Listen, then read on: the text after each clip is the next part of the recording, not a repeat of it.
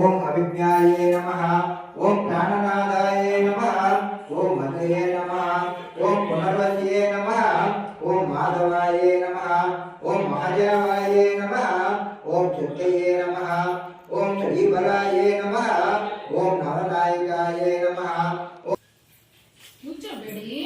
ఓం జ్ఞానదాయ నమః ఓం జ్ఞానినే నమః ఓం సత్యసుందరే నమః ఓం నవనాయకాయ నమః ఓం ఖగాయ నమః ఓం సర్వవ్యాప్తనే నమః ఓం రామాయ నమః ఓం జడియే నమః ఓం సూర్యాయ నమః ఓం ధన్యే నమః ఓం అనాదినదాయ నమః ఓం పవిత్రాయ నమః ఓం విక్రమాయ నమః ఓం కాంతాయ నమః ఓం మహేశాయ నమః ఓం దేవాయ నమః ఓం అనంతాయ నమః ఓం వజ్రే నమః ఓం అక్షయాయ నమః ఓం తారాయ నమః ఓం అంకాయ నమః ఓం వీరాయ నమః ఓం ఆదిదేవాయ నమః ఓం సులభాయ నమః ఓం కారకాయ నమః ఓం రాజదాయ నమః సంపదే నమః ఓం సుకృతియే నమః ఓం తపసే నమః ఓం వీరాయ నమః ఓం గదాయ నమః ఓం కమలాయ నమః ఓం లోకాయ నమః ఓం సమాయ నమః ఓం ఆదాయ నమః ఓం వసయ నమః ఓం వితమాయ నమః ఓం వామనాయ నమః ఓం వితతేజసే నమః ఓం వ్యాసాయ నమః ఓం సంవరాయ నమః ఓం మహాదేవాయ నమః ఓం సుఖదాయ నమః ఓం పరత్పరాయ నమః ఓం క్రోడరాజే నమః ఓం వాగాయ నమః ఓం శుభసంతాయ నమః ఓం పరక్రమాయ నమః ఓం సతీసాయ నమః ఓం సత్రాయ నమః ఓం దేవదేవాయ నమః ఓం వాసుదేవాయ నమః ఓం బ్రహ్మయే నమః ఓం విష్ణవే నమః ఓం మహేశ్వరాయ నమః ఓం త్రిమూర్త స్వరూప శ్రీ దిన్నాథ దేవాయ నమః.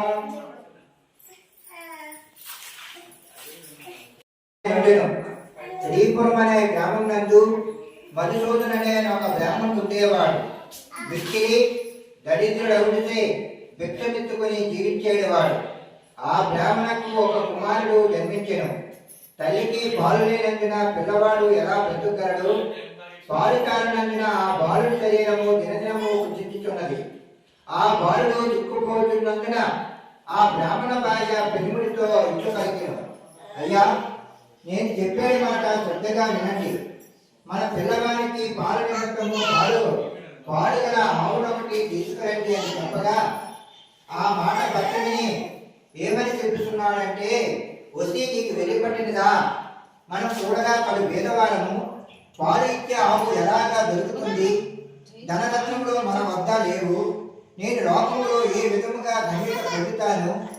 ఎవరికైతే ధన సంపద ఉండినో వారికే లోకమంతా మర్యాదలు చేస్తుంది. అట్టి వారికి లోకమంతా భయపడతారు. మన వంటి బీదవారిని ఎవరు చూస్తారు? హరిబలో హరిబలో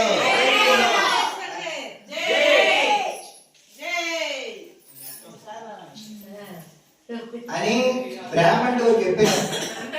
భార్య విధుల దుఃఖించినదే, ఓ బ్రహ్మదేవుడా, మా వంటి బీదవారింటిలో ఈ బిడ్డను ఎందుకు పుట్టించినావు? ఏమిటి ఈ బిడ్డ బ్రతుకుతాడు? ఈ శిశు నాకు చుట్టుకుంటుందని దుఃఖించుతుండగా పిల్లవారి బాధ చూసి ఏమీ తోచగా ఆ బ్రాహ్మణుడు చింతాక్రాంతుడై విచారించి తన ఇంటిలో పుట్టిన కమండలము వగైరా చిల్లర సామానులు సంతలో అమ్మి ఆ అమృతము వెంటనే పాలుటికి కొన్ని దినములు గడిచిన తరువాత ఆవు ఎటుపోయినదో కనిపించలేదు. ప్రొద్దుపోయి వేళైనది. ఆవు రాకపోవడం చూసి బ్రాహ్మణుడు వెతకబోయినాడు. వీధుల్లోనూ హరిబలో బ్రహ్మనికి మహేశ్వరుడికే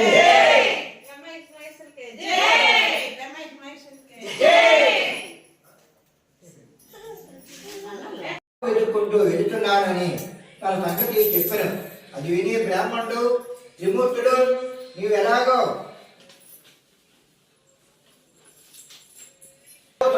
వెళుతున్నావు కనుక మా నిమిత్తం ఏమైనా కొన్ని దినుసులు కావాలని అడిగి త్రిమూర్తులు ఇట్లనిది. 1 పైసా గంజాయి, 1 పైసా ఆకు చెక్క, 1 పైసా నూనె మాత్రం తెచ్చామని చెప్పి ఆ మాటలు విని బ్రాహ్మణుడు ఏమని చెప్తున్నాడంటే, ఓ త్రిమూర్తులారా, నాకు పైసలు ఎక్కడ దొరకను, నేను పేదవాడిని, భిక్షమెత్తుకొని జీవిస్తున్నాను అనగా త్రిమూర్తులు ఏం చెప్తున్నారంటే, ఓ బ్రాహ్మణుడా విను, అదిగో ఆ గోరెట్టు పద త్రినాథుల కరుణతే పై సంతలో నూనె నించుట, ఆకులు ఒక్కలు గంజాయి తీసుకొని నూనె కోసము బజారుకి వెళ్ళి చిలుకల వారితో 1 పైసా నూనెను ఈ గాబట్టలో పోయమన్నాడు. అందుక ఆ చిలుకల వాడు ఆశ్చర్యపడి, ఈ బ్రాహ్మణుడు పిచ్చివాడు కాబోలు, నూనె లేదని చెప్పినారు. అక్కడి నుండి వెళ్ళి 1 ముసలి చిలుకల వారిని నూనె అడిగినారు.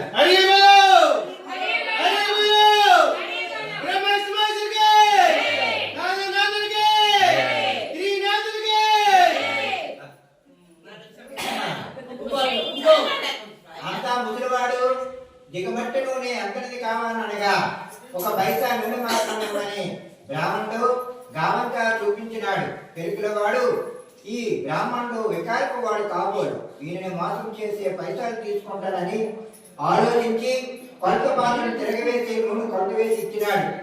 ఇప్పుడు గావంతా మన చెంగి పట్టుకుని అక్కడి నుండి వెళ్ళిపోయినాడు. అంతే ఎలికిన వాడి కుండలో నూనె కొంచెమైనను లేకుండా పోయినది. అది చూసి మేళా జరుపుట. సెలవు అడగగానే త్రిమూర్తులు బ్రాహ్మణుడితో ఏమన్నారంటే, పోయి నీ కట్టెలు చూసి మా మదిలో దయకలిగినది, 1 మాట విను, నీవు తిరునాళ్ళలో సేవ చేసేట్టుగానే నీ దరిద్రము పట్టాపంచలై అది సంపదలు కలుగునని తిరునాళ్ళనగా అది విని, స్వామి ఏ ఏ వస్తువులతో మిమ్మల్ని పూజించేవారనగా త్రినాథులు ఇలాగన్నారు, ఓ నిజడా వినము, ఇప్పుడు నీవు తెచ్చిన 3 పైసల సామగ్రి చాలును. త్రిమూర్తి పూజ